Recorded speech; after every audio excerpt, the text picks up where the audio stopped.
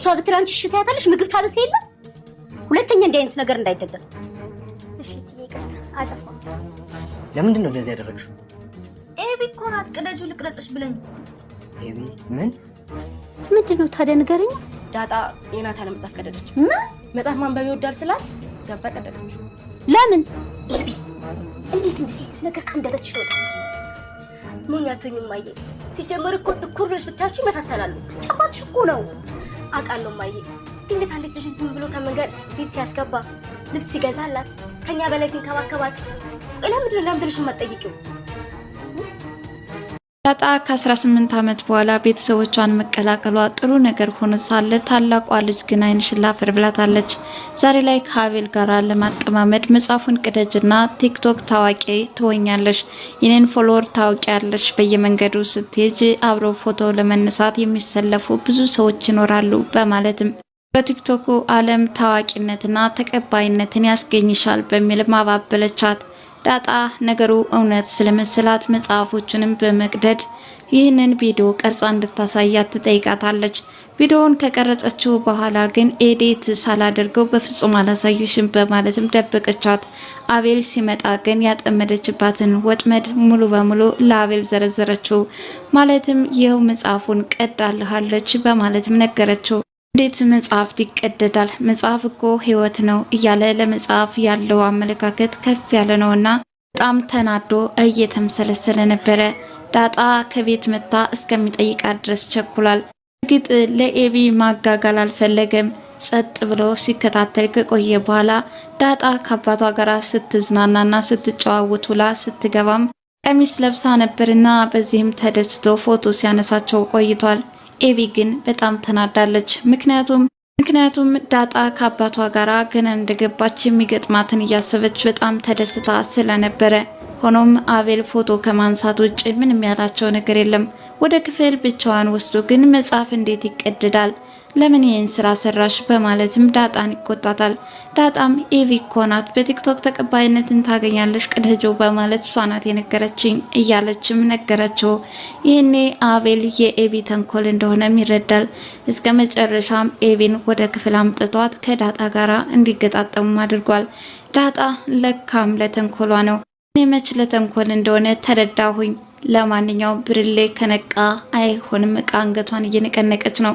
ዘላ የምትጠመጠምባትም ይመስላል። ሰላም ጤና ይስጥልን ውድ ቻናል የቤተሰቦች እንደምናላችሁ በያላችሁበት በዓለም ዳርቻ ሰላማችሁ ይብዛ እያልኩኝ እንግዲህ ተወዳጁን ዳጣ ቤተሰቦቿን ታገኙ ይሆን የሚል ዳጣ ክፍል 2ን የምንከታተል ይሆናል። ወደ ቪዲዮ ወሰድኳችሁ። ዛሬስ ምን አዲስ ነገር አለ?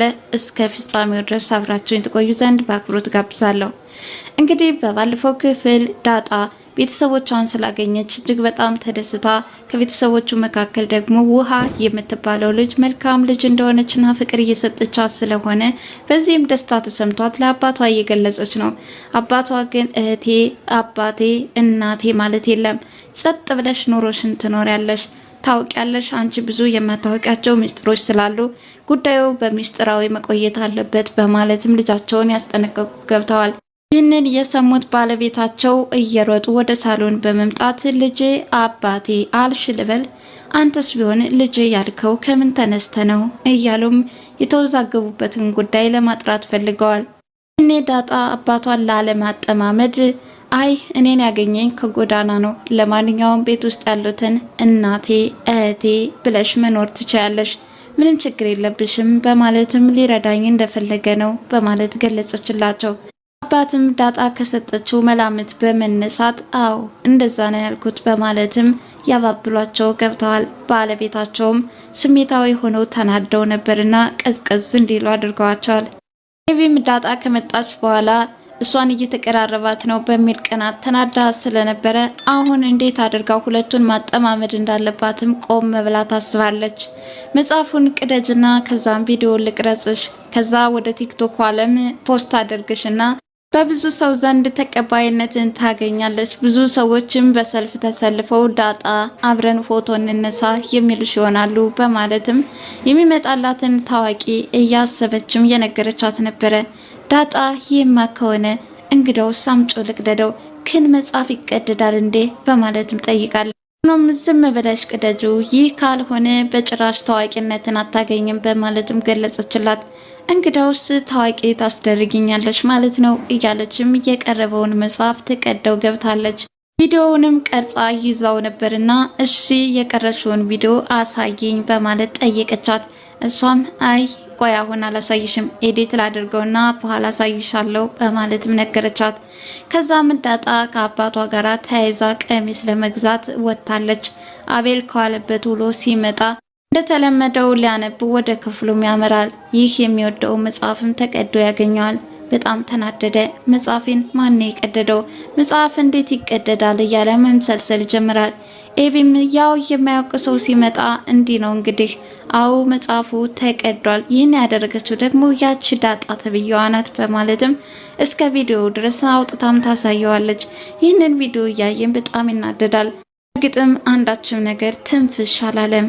አቤል በጣም ትሁትና አስተዋይ መልካም ልጅ ነው። ለሰራተኛዋ ምን ያህል እንደሚያስብላትና እንደሚቆረቆርላት በጣም እጅግ ደስ የሚል ነበረ። ማለትም ከዚህ በኋላ የራስሽ ህይወት እኮ መጀመር ይኖርብሻል፣ እድሜሽን እዚህ ቤት መፍጀት የለብሽም። ለማንኛውም ግን አንቺ ብትወጪ የሚቀርብን እኛ ነን፣ ግን አንቺም የራስሽን ላይፍ መኖር ይገባሻል በማለት ምን ያህል እየተቆረቆረላት እንደሆነና ከዛ ቤት ጉልበቷን የጨረሰችው ሰራተኛቸው ራሷ ለመኖር እንዳለባትም እየመከራት ነው። እርግጥም ዳጣ የሰራተኛዋ ልጅ ናት። በአንድ ወቅት ከቤታቸው እንደቀጠሯት ከዚች ሴት ጋራ ግንኙነት ነበራቸውና ዳጣን ወልደው ወደ ውጭ የጣሉበት ምክንያትም ይሄ ነው። አቶ ጌታቸው መረጃውን ሚስጥራዊ ያደረጉበት ምክንያት ከሰራተኛ በመውለዳቸው ነበር። ላይ ዳጣ ከነሱ ቤተሰብ ጋራ ተቀላቅላ ስትኖር ምንም እንኳን ባለቤታቸው ፈቃደኛ ባይሆኑም ቤት እግዚአብሔር ነው ታያትኖር በማለትም አባትነት ስሜት ስላለባቸው በጎድን ፍቅር እየሰጧት ይገኛሉ። እንግዲህ ከባለቤታቸው መካከል አባቴ እንዳት ማለትም ማስጠንቀቂያ ተሰጥቷታል። እንግዲህ ቀሚስ ለመግዛት ወደ ውጭ ይዘዋት ወጥተው ሳለም ያኔ ምሳሌ አባቷ ምን ያህል እንደሚወዳትና እንደሚንከባከባት ካየች በኋላ አባት የማግኘቱ ነገር ጉጉት እንዳደረባትም ትገልጻለች። ቀሚሱ ተገዝቶላት በጣም ደስ በሚል ሁኔታ እየተፈነከነከችም ከቤት ሲመለሱ ኤቪ በጣም ተናደደች። አባዬ ለምንድነው ለኔ ቀሚስ ያልገዛህልኝ አለች። እስካሁን መቼ ቀሚስ ለብሰሽ ታውቂያለሽና? እሷም ይሄው ቀሚስ እኮ ለበስኩ እያለች መሽከርከር ትጀምራለች። ታዲያ ኤቪም እኛን መንከባከብ ትቶ አሁን ከጎዳና ያመጣት ልጅ ላይ ትኩረቱን አድርጓል የኛ አባት እያለችም መናደር ጀምራለች። ሆኖም አሁን ላይ ቀሚሱን አውልቃ እንድትሰጣትና እሷ እንድትዘንጥባት እየተናገረች ነበረ። ይህኔ ባለቤታቸውም እስኪ ረፊ በቃ ትልበሰው ምንም ነገር እንዳትናገር ያለቻት። ትንሿ ውሃ ግን በጣም ተደስታ ተነስታ ማቀፈቻት። እስኪ ፎቶ ላንሳችሁ እያለም እየሳቁና እየተሳለቁ ፎቶውን ማነሳቸው። ግን ዳጣ ውላ ስትመጣ በዚህ ልክ አልጠበቀችውም ነበረ። ማለትም የሆነ ጥፊ ነገር እንዲያደርስባት ፈልጋ በጉጉት እየተጠባበቀች ነው። አቤል ግን በተቃራኒው ነበረ የጠበቃት። ሆኖም ፎቶውን አንስቶ ከጨረሰ በኋላ ወደ ክፍል በምትገባበት ሰዓት ተከትሏት በመግባትም እንዴት መጽሐፍ ትቀጃለሽ? ምንድነው ክፍሌ ውስጥ የሰራሽው? በማለትም ጠይቃታል። እሷም እየሳቀችና እየተሳለቀች መጽሐፉን ነው እንዴ አለች። ወደ ኋላ ማስታወስ እሱን እኮ ኤቪና ቲክቶክ ላይ ታዋቂ ትሆኛለሽ ብለህ ነው የቀደድኩት በማለት ምንቅጩን ተናገረች። ኤልም ኤቪን እየጎተተ ወደ ክፍል ሊያመጣት ሲሄድ ዳጣ ግን ለካ ለተንኮልሽ ነው ያኔ ቪዲዮ አዘጋጅተሽና ቀርጸሽ ቲክቶክ ላይ ታዋቂ ትሆኛለሽ እያልሽ የቀዳሽኝ በማለትም ምን ያህል ተንኮልና ክፋት እንዳሰበችባትም ዛሬ ላይ ተረድታለች። በስከመጨረሻም እርስ በርሳቸው ተፋጠዋል። አቤልም የኤቪን ተንኮል ይረዳ ይሆን? አብረን የምንመለከተው ይሆናል።